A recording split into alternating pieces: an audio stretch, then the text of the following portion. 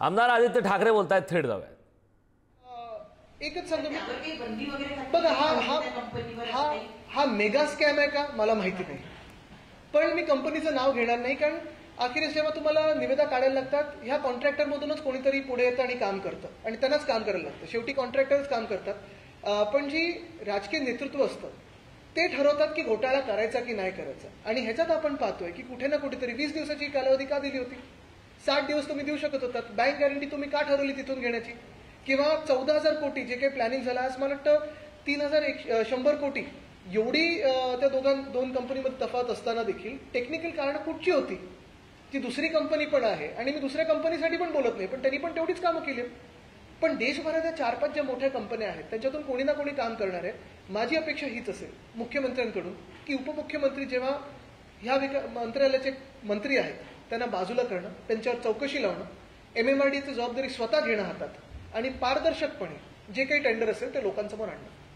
कारण तुम्हाला अजून एक सांगतो, ठाण्यातच कोपरी पूल जो आता 6 महिन्यापूर्वी उद्घाटन झाले, बघा खड्डे किती पडलेत. अशी गाडी जाते त्याच्यावर. म्हणजे काय आपण दर्जा बघतो.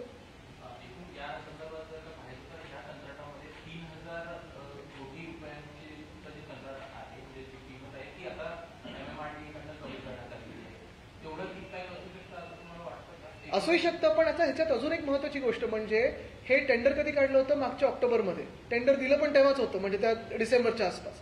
तेव्हा निवडणुका होऊन गेलेल्या आहेत. तेव्हा मुख्यमंत्री कोण होतं? तेव्हा नगरविकास खात्याचं मंत्री कोण होतं? किकबॅक मिळाले नाही मिळाले, पण आमच्या तिजोरीला किक तर मिळाली. तसं पाहायला गेलं तर हे नुकसान तर जे काही असेल ते झालं असेल. ऍडव्हान्स मोबिलायझेशन दिलाच असेल MMRDAने. मुंबईच्या रस्त्यांमध्ये कधी नाही तो ऍडव्हान्स मोबिलायझेशन द्यायला निघाले ते.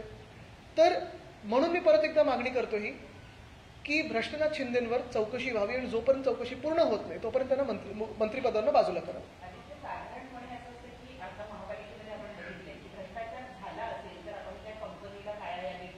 हो,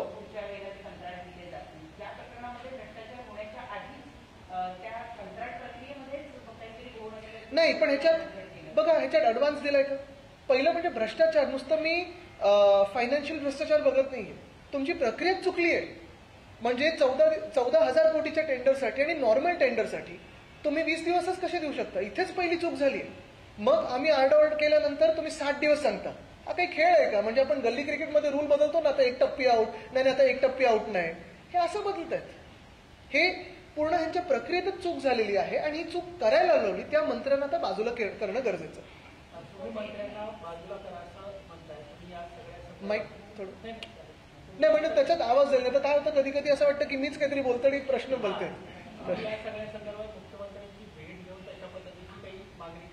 बघा, भेट घेऊ, आम्ही आंदोलन करू, आम्ही रस्त्यावर येऊ, हे सगळं एक वेगळी गोष्ट झाली. पण मुख्यमंत्र्यांना कुठे काळजी वाटत नाही का आमच्या राज्याची? जिथे आता लाडकी बहीणला देण्यासाठी पैसे नाही आहेत, जिथे पगार देण्यासाठी पैसे नाही आहेत, पोलीस हाऊसिंगसाठी पैसे नाही आहेत, अर्धे कॉन्ट्रॅक्टर्स असेच मला वाटतं 1-1.5 लाख कोटीची थकबाकी आहे आणि तिथे तुम्हाला द्यायला पैसे नाही आहेत. पण इथे तिजोरी तुमची खालती होते. स्वतः तुम्ही पुढे या, काहीतरी नैतिक हे दाखवा ना तुमचं.